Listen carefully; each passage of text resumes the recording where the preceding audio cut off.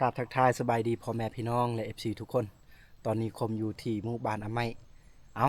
ในบ้านนี้ขึ้นกับเมืองสมุยแขวงสารวันและคมจะพาทุกคนไปลิ้นไปเที่ยวไปเบิ่งธรรมชาติและก็บรรยากาศในหมู่บ้านเพิ่นเนาะหมู่บ้านนี้จะเป็นหมู่บ้านหนึ่งที่ห่างไกลซอกลีกและเป็นหมู่บ้านหนึ่งที่มีปูปลากุ้งห้อยหลายขนาดเลยในหมู่บ้านเพิ่นเพราะว่า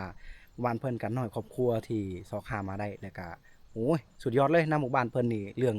ปลาธรรมชาติคือว่าปลาน้ำเซคุณบ้านเพิ่นก็ติดกับน้ำเซได้ทุกคนและอ้อมรอบในหมู่บ้านเพิ่นก็มีปลูกป่าไม้งามๆสวยๆจังซี่เลยทุกคนเนาะไปเราจะพาทุกคนไปเบิ่งไปลิ้นไปชมในหมู่บ้านเพิ่นและหมู่บ้านเพิ่นนี่ก็ยังตำข้าวแบบดั้งเดิมได้แต่ว่าเฮามายามนี้เฮามาแบบมันสวยๆแน่ส่วนประมาณ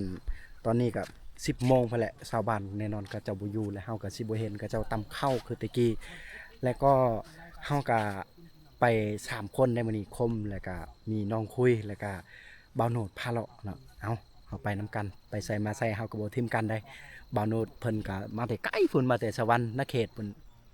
พิ่นก็ยังมาลินมาเที่ยวนำเฮาไปทุกคนไปนำกันเลยบรรยากาศหมู่บ้านเขาเจ้าหมู่บ้านเขาเจ้านี่ตั้งอยู่ภูเขาทุกคนมันเป็นภูสูง อันนี้อีกครอบครัวหนึงเพราะครอบครัวก็เจ้าบ่อยู่เด้หรือว่าก็เจ้าไปรับจ้างทุกคน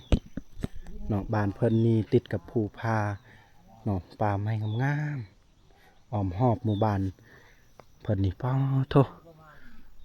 นี่ต้นไม้ที่กินหมากได้เลยต้นไม้ที่กินหมากบ่ได้เพิ่นปลูกนี่ไปเฮาย่างไปข้างในไปลิ้นอ่า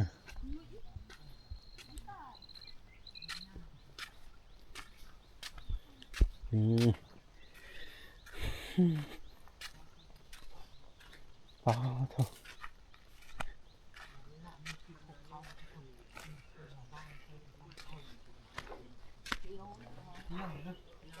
วัน2-3 ครอบครัวที่อยู่ทางนี้นะ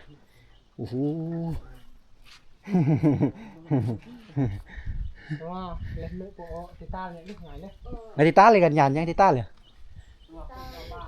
โอ้ทางบ้านเพิ่นนี่เพิ่นว่าทางให้แล้วช่วงนี้นะเตรียมทางให้แล้วคือไวแท้อ๋อนี่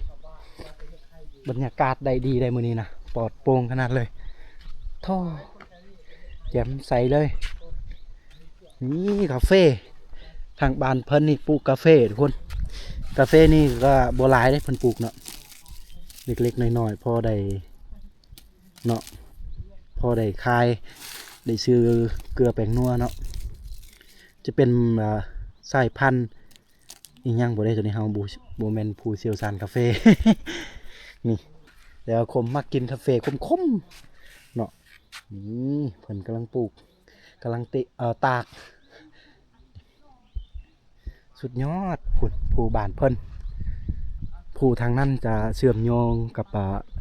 ผู้ทางบ้านคมได้เนาะบ้านคมก็ข้ามไปทางนี้เนาะข้ามไปอันนี้เป็นเซแล้วก็ข้ามไปทางพูนนะอืมผมก็เคยไปมาทางเทิงพุ่นเนาะอันเคยขึ้นภูนะไปมาสอกหาอาหารสอกสัตว์พุ่นแหละอ๋อผู้บ้านเพิ่นนี่ทุกคนถือว่าสุดยอดแฮงบรรยากาศนี่โธ่มื้อนี้หาเบิ่งยากแล้วชูมือนี้เนาะบรรยากาศแบบนี้แล้วก็หมู่บ้านเพิ่นนี่หมู่บ้านนี้ก็เจ้าบ่ได้มีไฟฟ้าเนาะแล้วก็ยังใช้ชีวิตแบบดั้งเดิมก็คือการตำข้าวเนาะปัจจุบันนี้ปูฟืนเพิ่นนี่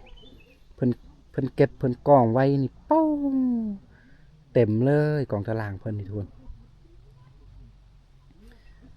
สุดยอดสุดยอดหลาย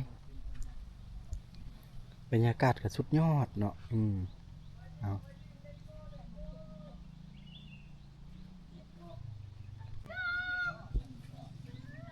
อืม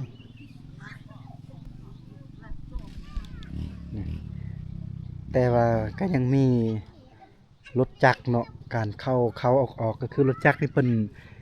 นขี่ไปได้อยู่ใส่ไปได้อยู่เฮาก็ยังใส่รถจักรเข้ามาทางบ้านเพิ่นก็ยากแน่แต่ว่ารถใหญ่นี่ไปบ่ได้เด้เนาะกระบะนี่ไปบ่ได้เลยทุกคนรถกระบะแต่รถจักรนี่ไปสะดวกสบายเนาะ อาชีพบ้านเพิ่นนี่เฮ็ดไร่เด้เนาะเฮ็ดไร่แล้วก็มีนาอยู่แต่ว่านาเพิ่นเฮ็ดบ่หลายเนาะไร่ก็พอได้ประคองไว้ว่าซั่นเอานี่แหละอันนี้จะเป็นเฮือนที่ทรงดังเดิมโอ้สุดยอดงามแฮง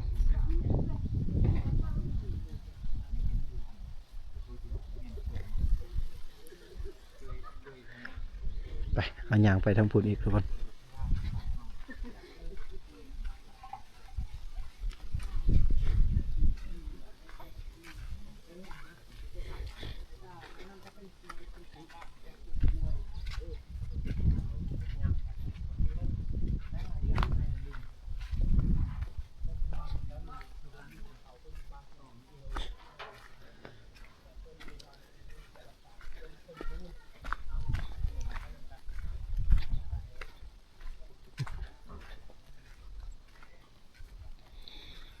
แซ่บบ่หันยานอัดมื้อเนยนะนั่นหน่อยมา ปวด ปวนน่ะบ่ แต่เอาบุกติ๊ก อ๋อเฮาถามว่าเพิ่นอยู่นะ ทนหน่อย อ๋ออยู่นำกันอยู่นี่ประมาณจะครอบครัวเพิ่นว่า4ครอบครัวอยู่ละแวละไม้แห่นละแวละหมดอ่ะ อันไหน อ๋ออันนี้ขึ้นกับหมู่บ้านอาไมเนาะบะไปทางหน้าพุ่นจะเป็นบ้านอาโมนนะแต่ว่าตัวนี้จะเป็นบ้านอาไมอ๋อเกมเบ่งติเลยอ๋อ คุณแพ้ตำแหน่งตัก เตอมรับเกตอะมะเกตอะมอดเนี่ย หมดชู อ๋อครอบครัวทางหน้าพุ่นสุดมีครอบครัวหนึงที่อยู่ต่างหมู่นะก็จะขึ้นกับบ้านอาโมนเนาะแต่ว่าขึ้นจักหน่อยนี่เฮาไปจักหน่อยนี่เฮาเห็น2-3หลังคาเรือนที่ก็ยังขึ้นกับบ้านอาไมเนาะบ้านอาไมนี่โอ้โหนี่ธรรมชาตินี่งามแฮงถ้าว่ายามฝนตกหนักๆเนาะฝนตกนี่ข้ามมาทางบ้านนี่บ่ได้ทุกคนเนาะจังตึกตึกต้องปกกับรับได้ เด็กน้อยในเขาหัวนี่เอาโอ้เหือน3 บาทแปลนเพิ่นดิสุดยอด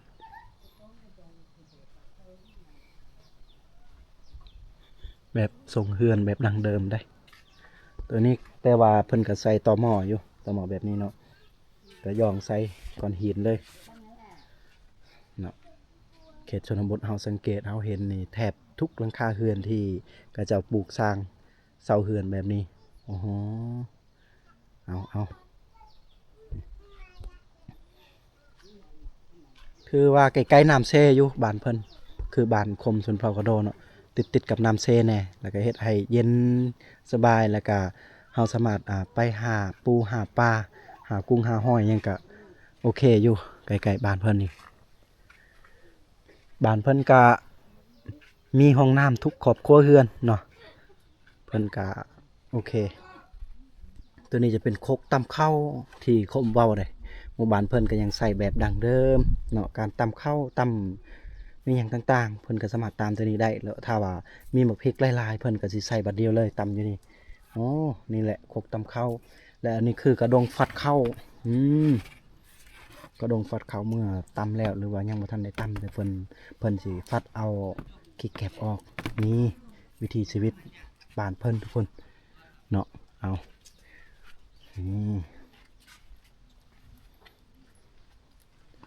ไปเฮาเที่ยวชมเฮาลินหมู่บ้านเพิ่นน้ำเซลงทางนั้นก็จะเป็นน้ำเซโปนที่ไล่ไปพูนเนาะไปทางเมืองเซโปนเลยเนาะน้ำเซโปนนี่มาแต่เมืองพุ่นแหละทุกคนถ้าเฮามาแต่เมืองสมุยเฮาก็ต้องได้ข้ามน้ำเซโปนนี่ก่อนโอ้อันนี้ก็จะมองเพิ่นหาปูหาปลาบ้านเพิ่นนี่แหละวิถีชีวิตเพิ่นเนาะมองหรือว่าแย่งนี่โอ้สุดยอด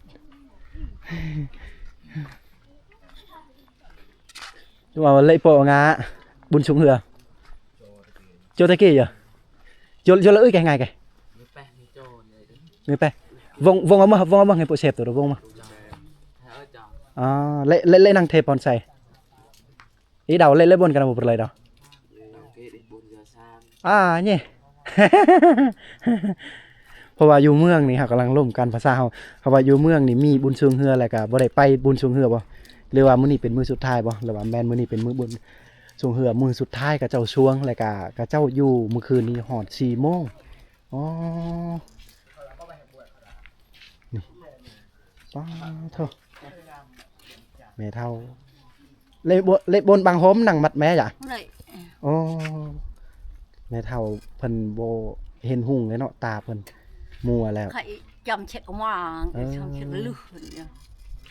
หมูหูจักเท่าไรปีและเพิ่นว่าจักเท่าไรปีเท่าไรเดือนและตาเพิ่นบ่เห็นหุ่งเนาะโอ้เฮาก็บ่มียาบ่มี cha là có cái yồn cái ủ trái tì nó hả con rau ถ้าเวลากินข้าวกินน้ำเพิ่นก็เอาข้าวเอาน้ำให้เพิ่นกินได้หรือว่าเอาให้เพิ่น nó จับ mẹ chu cứ đồ là hình đùm vậy เพิ่นว่าเฮือนก็สิล้มเลยนี่ mà lại còn Ủa nó ạ. tạ เพิ่นก็เฮ็ดบ่เป็นแน่คือว่าเด้ đùm mới ắt là đắc lư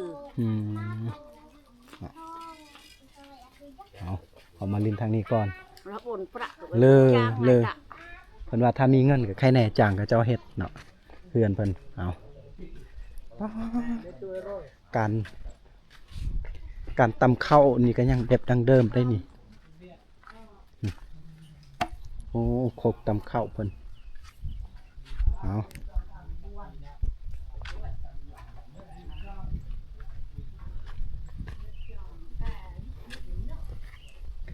บ่ฝืนเพิ่นนี่ทุกคนเพิ่นกองปะอยู่นี่เต็มเลยเนาะจังแม่นดุแท้ทางนี้นะนี่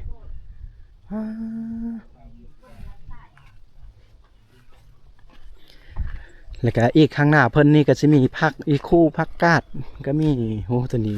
เริ่มไปแล้วหัวสิไข่เพิ่นน่าจะแบกกินไปหมดเลยนี่หัวสิไข่วิถีชีวิตเพิ่นแล้วก็มีผักอีคู่เพิ่นปลูกเพิ่นเอาไว้อยู่ที่นี่ทุกคนนี่มุงด้วยหลังคาสังกะสีกับเจ้ามุงด้วยในนี่นะโอ้สุดยอดเลยเนาะทางพุ่นก็จะมีภูสูงๆเนาะภูที่คมว่าวแหละมาแต่บานคมทางพุ่นก็คือบ้านเฮาบ้านกิริใหญ่เนาะบอนที่เฮาเห็นสูงๆแหลมๆพุ่นบ้านกิริใหญ่คือบ้านคมเอง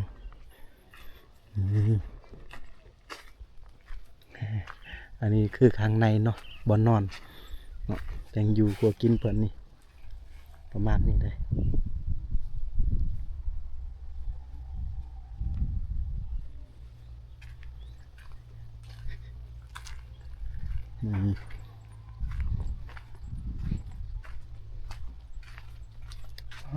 บรรยากาศนี่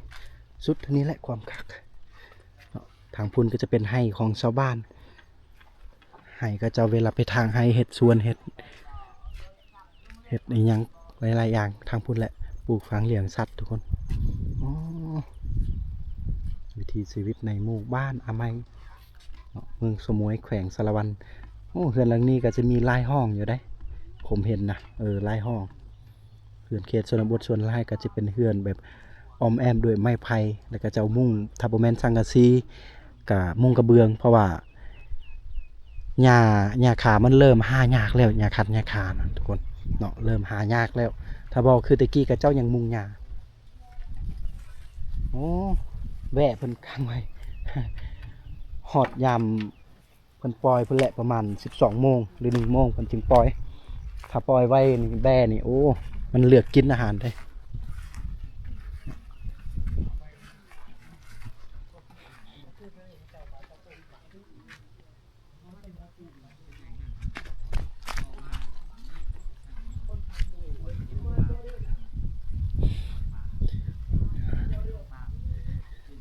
ทีนี้จะเป็นหนองสระที่เพิ่นเลี้ยงปลาธรรมชาติ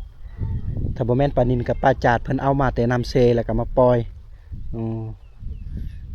วีได้ยกบันเอาบวยไงก้อยเดี๋ยวแล้วมันเนี่ยยกบันดูพี่เหรออ๋อแม่นแหละปลานิลแน่เพิ่นเลี้ยงเนาะก้อยแล้วพี่กับถ้าปลานิลเลยก็ปลาจาดเพิ่นเลี้ยงธรรมชาติก้อยปลาจัดปลาจาดอ๋อ อยากเกี่ยวกับตะเด้อ ฮะ ตะนั่นเล่น lấy em coi bộ là ô em mặc đơn nó lấy bon ngặt hỏi tao lọt lần luôn Lào น้ำตัวนี้มันไหลตลอดเลยเพิ่นว่าบ่เคยขาดทรายเด้เนาะก็เฮ็ดให้เพิ่นมีหนองสระในการเลี้ยงปลาเลี้ยงปูได้โอ้สิ่งที่งามเฮามักนี่ธรรมชาตินี่ทุกคนเนาะเว้าย้ำอีกเลยลงไปทางเฮลพุ่นจะเป็นน้ำเซโปนเนาะนี่ธรรมชาติงามจังซี่เลย